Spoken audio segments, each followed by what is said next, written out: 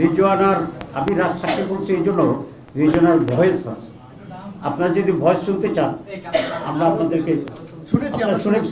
আচ্ছা তাহলে তো ঠিক আছে, আমরা তার বিচার দাবি করছি। এখন কোন ফর্মে বিচারটা প্রপার হবে, আমরা কি মামলা করব না বিচার বিভাগীয় তদন্ত চাইব, সেই বিষয়টা আমরা গ্রাজুয়ালি খোলাসা করব।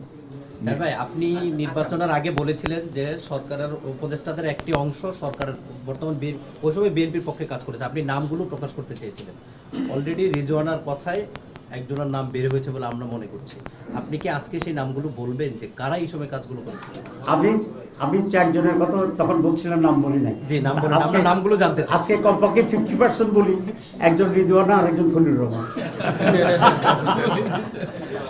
Jamaat Islami after all this rigging, এ সমস্ত রিগিং এর পরে ব্যালট করে আমাদের ঢুকতে না দেওয়ার পরেও আমরা হিউজ ভোট পেয়েছি, যেটা সম্মিলিতভাবে অলমোস্ট মোর দেন 40%।